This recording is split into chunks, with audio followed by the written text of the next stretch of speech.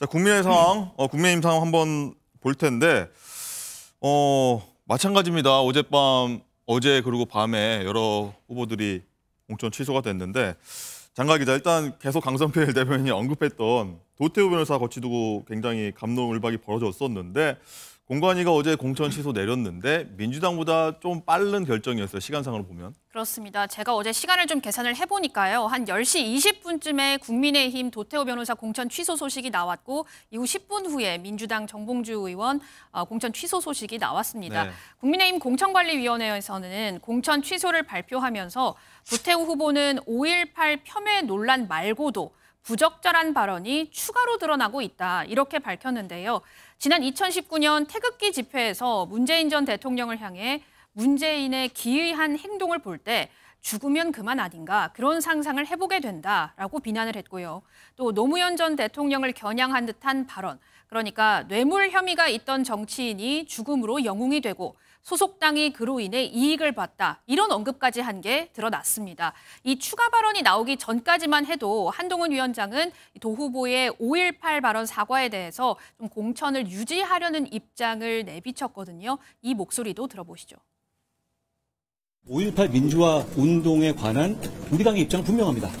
저의 입장도 분명하고요. 헌법 전문에 수록되어야 한다는 입장도 저는 분명하고 우리 당의 입장도 분명합니다.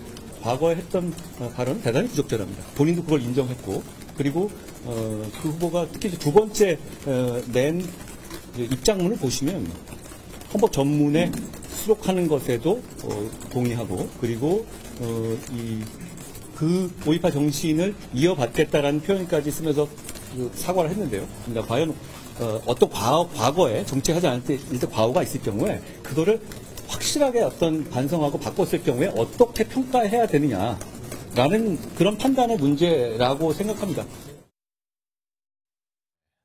한 위원장이 굉장히 좀 장황한 긴 아무튼 설명이 있었는데 어쨌든 재검토 요청에 공관위가 공천 유지했다가 다시 이제 재번복을 한 겁니다.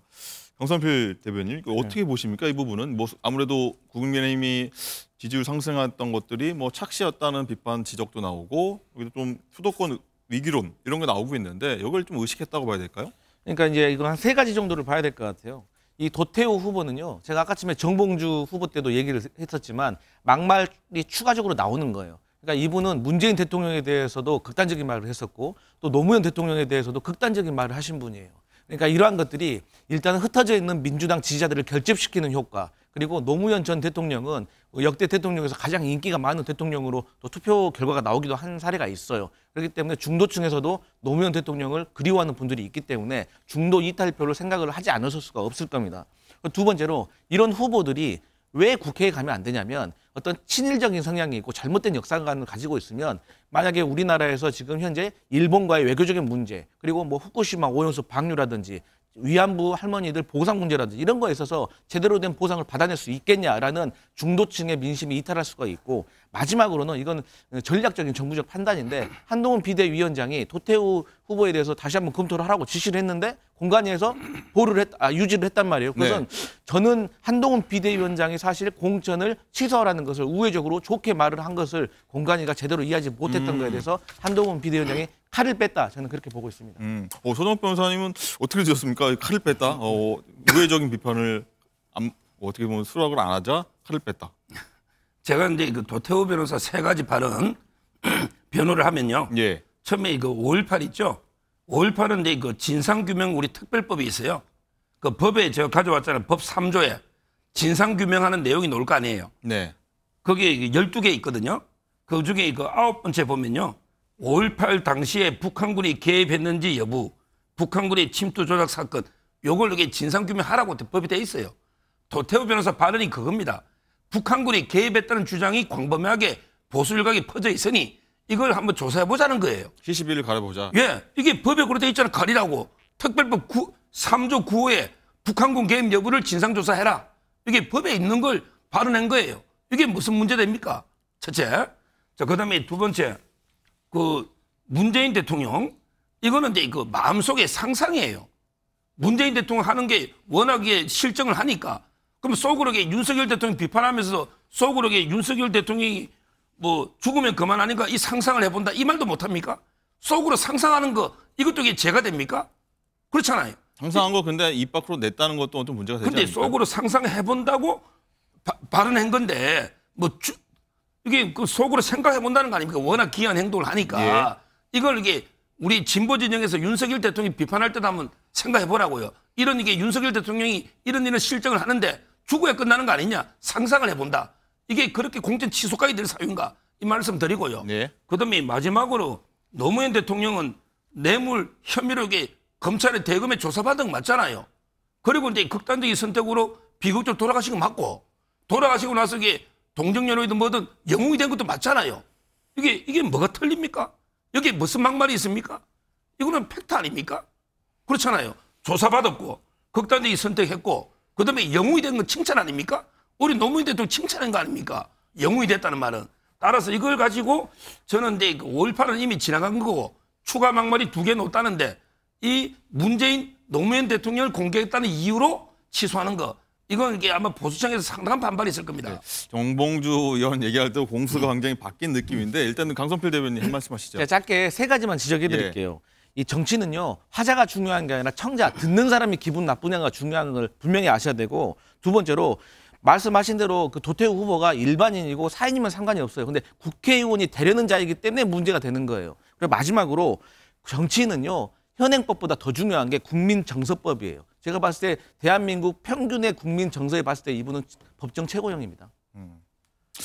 설 의원님, 말씀하셨는데 일단은 국민 눈높이에서 봤을 때 공관위가 결정했다 이렇게 보는 시각이 좀 맞다는 측면도 있을 것 같은데 어쨌든 공천 취소하면서 국민의힘한테 좀 불리했던 여론, 좀 악영향이 있던 부분이 좀 민심이 다시 돌아올 수 있을까요? 어떻게 보십니까? 저는 그래도 좀 회복이 되지 않을까. 특히 오늘 한동훈 위원장이 어디를 방문합니까? 광주 방문을 네. 합니다. 저는 광주 방문을 앞두고 그나마 잘 선택을 한 것이다라고 봅니다. 그런 것도 좀 가만히 됐을까요? 저는 오늘 가만히 방문? 됐다고 보여요. 이게 상당히 광주 쪽에, 호남 쪽에서 계속 여기에 대한 비판 여론이 있었거든요. 특히나 이번에 국민의힘에서 전남이라든지 호남에 전부 다 전 지역에 공천을 한 걸 두고 정말 이번에 우리가 국민의힘이 자신이 있었기 때문에 전 지역에 공천을 한 거 아니겠느냐라고 하고 있는데 네. 거기 정말 열악한 이 환경에서 뛰고 있는 후보들은 도대체 뭐가 되겠습니까? 여기 대해서 할 말이 없는 거예요. 방어도 안 되지 않습니까? 그렇다고 한다면 저는 광주 호남을 오늘 찾는 그 한동훈 위원장이 오늘 저는 그 전날 잘 정리를 했다라고 보이고요. 저는 뭐 지금 각 당에 제가 알기로도 그 뭐 정봉주 의원에 대한 공천 취소, 그다음에 뭐 도태우 후보자에 대한 그 공천 취소돼서 각 당의 열성 지지층 등은 굉장히 그 당 지도부에 대해서 비토를 하고 있어요. 아니 이렇게 하는 게 어디냐? 우리 지도부에 맞는 우리 권리당원이 뽑아준 후보에 대해서 왜 공천 취소를 하느냐라고 하고는 있지만 선거라는 것은 각 당의 열성 지지자들만 나와서 선거하는 게 아닙니다. 어찌 보면 중도층에 있는 합리적으로 이 사태를 바라보고 판단하는 국민들도 꽤 많이 나오시기 때문에 네. 저는 각 당의 열성 지지층 등이 이러한 공천 취소, 저는 각 당이 다 잘했다고 봐요. 그래서 빨리 저는 마무리 지었다는 부분에서 이걸 하지 않았으면 도태우 후보에 대한 발언, 정봉주 후보에 대한 발언 정말 일주일 이상 갈 수 있는 문제였거든요. 저는 그렇다고 한다면 잘 정리가 되고 시급하게 빨리 정리를 잘한 부분이다. 알겠습니다. 봅니다. 자, 손흥민 원장님 여당의 지금 대표적인 스피커로서 도태우 후보 나오니까 굉장히 개인 의견 많이 내주시는데 톤다운 좀만 부탁드리겠고요. 비슷한 말씀이십니다. 호남에 이제 한동훈 위원장이 가는데 오늘 어떤 메시지를 내야 한다, 낼 것으로 보십니까? 아마 이제 뭐 상당히 5.18 민주운동에 대해서도 상당히 본인은 이제 그 헌법 전문에 수록할 정도로 네. 상당히 그 존중한다. 뭐 이런 데 메시지가 나올 거고요. 앞으로 이제 그 호남의 또 이제 그 개발 이런 이제 그 정책 공약도 상당히 내놓을 걸로 이렇게 보는 거고요. 저는 이제 그 도태우 변호사 그 문제는요. 결국은 이제 그 물론 이제 얻는 게 있고 잃는 게 있는 거예요. 이걸 이제 한번 따져봐야 되거든요. 물론 이제 그 호남 표를 좀 얻거나 중도 쪽으로는 이게 도움이 취소가 될 수는 있죠. 근데 또 이제 그 보수 정통층에서 상당히 도태우 변호사 옹호하는 세력도 많고 그리고 이제 무엇보다 저는 경선은요 선거입니다. 예를 들어 이제 우리가 대통령이나 국회 선거를 뽑았잖아요. 근데 선관위에서 갑자기 당락자를 이렇게 마음대로 못 바꾸거든요. 저는 이것도 이게 당내도 선거 아닙니까? 선거로 경선을 했다면 당원들이 룰에 따라 경선한 걸 함부로 이게 최고위나 지도부에서 마음대로 바꾸면 이 경선이라는 게 좀 의미가 없어져요. 그렇다면 이게 경선을 바꿀 때는 뭐 법원의 판결이라든지 좀 엄격한 절차가 좀 필요한 게 아닌가. 그건 여야 불문하고. 왜냐하면 이게 경선을 해놓고 지금 취소된 게 4-5명 됩니다. 네. 이러면 이게 당원들이 투표하고 경선도 선거예요. 우리가 선거에서 당선자를 발표하면 그 상당히 효력이 있거든요. 이걸 마음대로 바꾼다면 저는 앞으로 이 경선의 취지가 없어지니 좀 엄격한 절차가 필요하다. 경선을 취소할 때는 이래 봅니다. 말씀 듣다 보니 정봉주 전 의원하고 좀 사례가 좀 비슷한데 약간 말씀이 다른 것 같다는 생각이 좀 여야를 듭니다. 불문하고 예. 이게 경선을 이렇게 지도부가 마음대로 계속 바꾸는 거는 네. 이거는 이게 분명히 경선의 제도에 문제 있어요. 예. 그리고 국민의힘에서는 또 막말 리스크가 있는 분이 있죠. 장해찬 후보한테도 좀 많이 지켜보고 있는데 강성필 대변인은 어떻게 좀 결정을 해야 한다고 보십니까? 저는요, 그 국민의힘과 민주당의 막말을 제가 유형별로 한번 분류를 해봤어요. 민주당은 경거망동형. 그러니까 쉽게 말해서 좀 방정 떨다가 좀 이렇게 오버한 거예요. 아, 같은 당이 그렇게 말씀하셔도 됩니까? 네, 아니 국민 눈높이가 그러니까요. 예. 그래서 거기에 대해서 당도 인정을 하고 공천 취소했잖아요.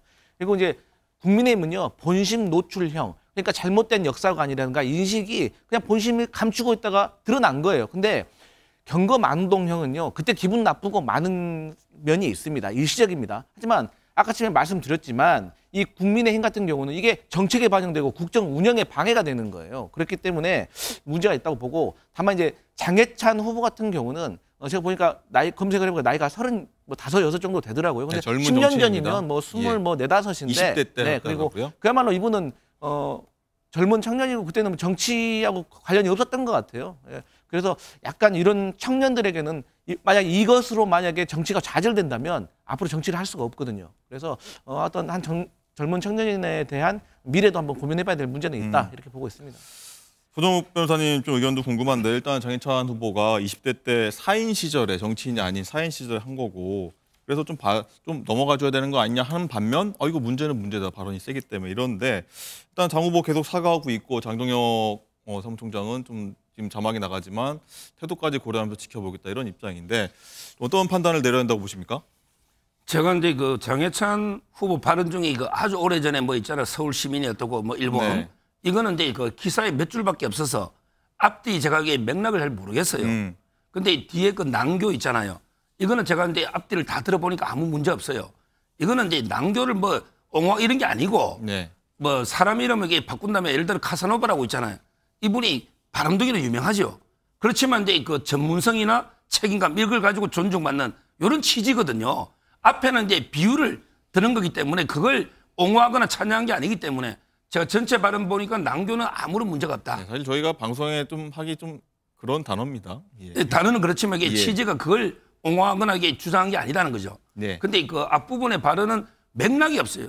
좀 이렇게 기사를 써줄 때 위아래를 다 써주면 어떤 배경에서 어떤 이유에서 이 말이 나왔을까 그러면 이게 되는데 저것만 봐서는 이게 판단은 잘 안 서는데 예. 저것만 보더라도 이게 서울 시민을 모욕하는 의도는 아니잖아요.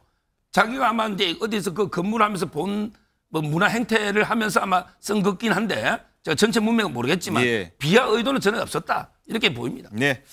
자, 돈봉투 수수 의혹을 받은 오선의 정우택 국회 부의장도 공천이 취소됐는데 일단 장가 기자 일단은 공관위가 이전과는 좀 다른 입장을 취했는데 마찬가지로 국민 눈높이에 맞지 않았다 이런 취지죠. 그렇습니다. 논란이 좀 잠재워지는 듯 했다가 다시 좀 증폭이 된 경우입니다.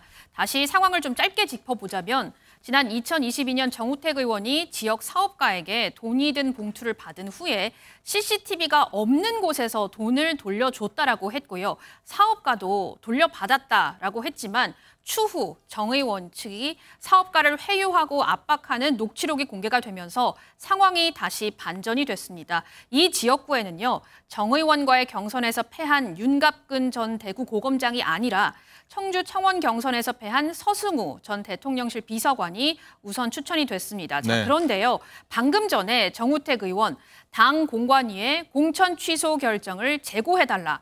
비대위의 반려를 강력히 요구한다라고 입장문을 냈습니다. 그리고 당 최종 결정에 따라 지역 주민 그리고 당원들의 의견을 모아서 추가 입장을 밝히겠다고 했는데요. 당의 결정에 추가 입장을 밝히겠다는 건 혹시 탈당 후 무소속 출마를 시사하는 것 아니냐 이런 해석들이 지금 계속해서 나오고 있는 상황입니다. 네. 소정 변호사님 어떻게 드셨습니까? 불복하겠다는 입장인 것 같기도 하고 좀 반려 요청을 했다는 건 어떻게 보면 적절해 보이십니까? 어떠십니까? 지금 이제 그 민주당은요 300만 원 이제 받아가지고 기소까지 된 허종식 후보도 이제 공천했잖아요. 300만 원 받았다고 이게 기소가 된 거예요. 근데 정우택 의원은 지금 이게 기소가 됐습니까? 제가 보기에 아직 수사도 전혀 착수가 안 됐거든요. 근데 이런 의혹만 가지고 이게 이미 그것도 경선을 이긴 거예요. 이런 식으로 이게 저는 취소하는 게 맞는가 하는 생각이 듭니다. 물론 이제 논란은 좀 있을 수 있지만 네. 그러나 이게 돌려주고 그 몇 달 뒤에 보니까 후원금 이게 계좌에 돈이 된 건 맞거든요. 그렇다면 이게 다툼의 여지가 있는 거 아닙니까?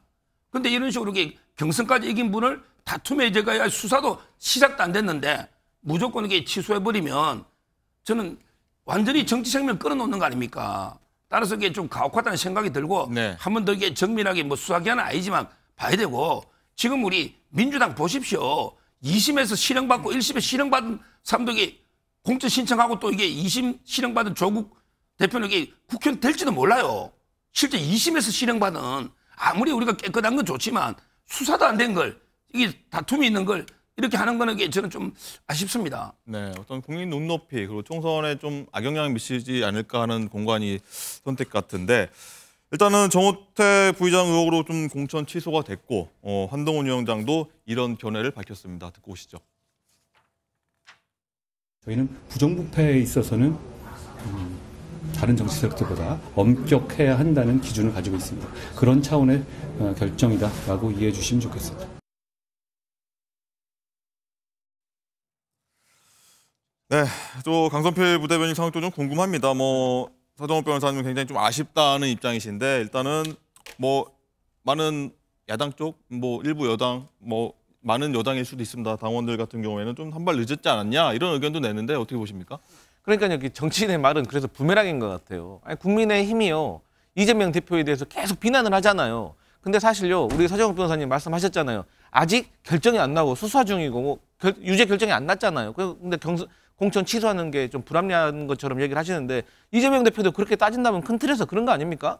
수사 받았고 좀 재판 중이고 유죄가 하나도 안 나왔는데 그럼 왜 이재명 대표에 대해서 그렇게 비난을 하는 거죠? 저는 이해할 수가 없어요. 그리고 또 박용진 의원도 아까 얘기했을 때 정봉주 그 후보 대신에 이제 같이 경쟁을 했으니까 박용진 하는 게 맞지 않냐라고 하셨는데 여기 보면은 그 정우택 의원 대신에 지금 같이 경쟁을 했던 윤곽근 후보 대신에 다른 서승우 전 대통령실 자치행정 비서관을 우선 추천을 했어요. 이거 뭡니까? 그러니까 바로 하루 이틀도 안 돼서 말이 바뀌는 거예요. 그렇기 때문에 말을 신중하게 하셔야 된다. 그리고 정우택 의원 같은 경우는 제가 다시 말씀드리지만 국민정서법이에요. 한동훈 비대위원장 국회 나와서 노웅래 의원 돈 봉투 때 뭐라고 하셨습니까? 부수록 소리가 들린다고 했어요. 근데 이분은 CCTV에서 눈에 보인 거예요. 아니, 듣는 거하고 보는 거하고 어떤 게 더 정확합니까? 물론 아직 결정나지 않았습니다만 이런 것들이 국민 정서에 상당한 안 좋은 영향을 미친다. 그래서 당에서도 그렇게 결정했을 거라고 저는 생각합니다. 네.